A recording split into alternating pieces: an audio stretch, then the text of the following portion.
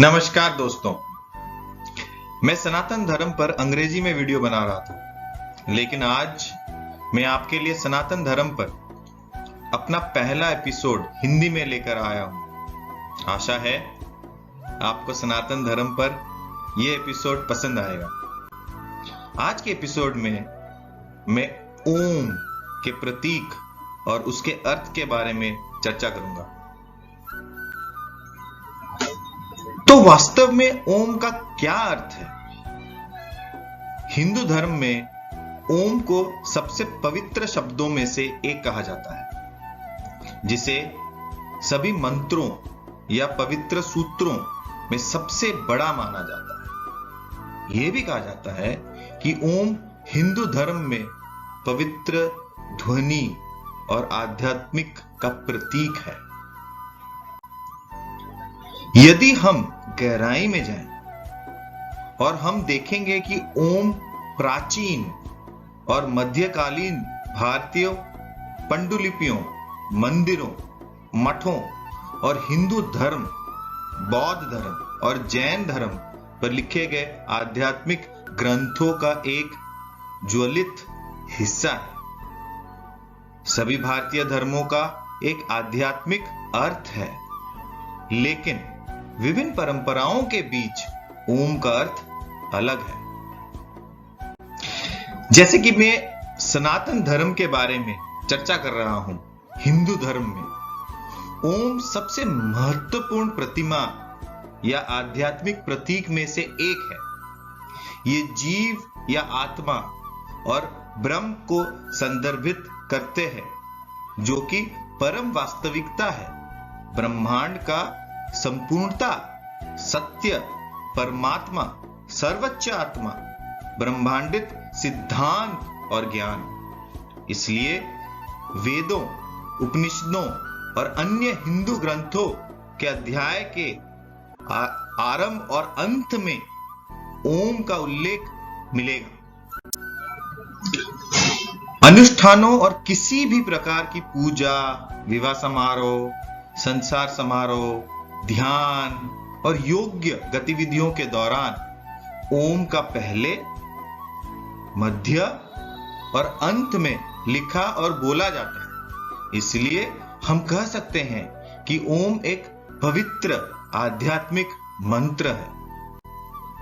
लेकिन फिर हम ओम शब्द का अर्थ खोजने की कोशिश करते हैं और आपको यह जानकर आश्चर्य होगा कि वास्तविक रूप में इसका कोई अर्थ नहीं है। वस्तुतः ओम शब्द ही नहीं है।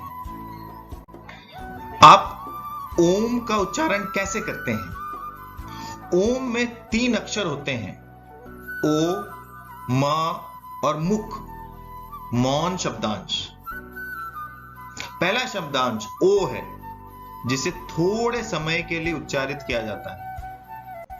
अगला शब्दांश म है, जिसका उच्चारण कंपन के साथ लंबे समय तक के रूप में किया जाता है। अंतिम शब्दांश अनंत का गहन मौन है, मुख शब्दांश है। जैसे कि गहन मौन से बुद्धि का उदय होता है, आपको अपने मंत्र में म से गहन मौन में मिलाना होगा और हम इसे ओम के रूप में उच्चारित करते हैं।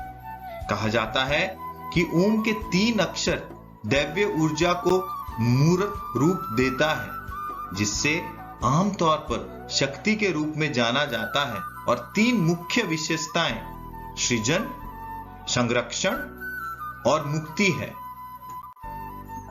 फिर ओम क्या है? ओम पवित्र ध्वनि का प्रतीक है। यह भी कहा जाता है कि पूरे ब्रह्मांड में ओम की ध्वनि हमेशा गूंजती रहती है।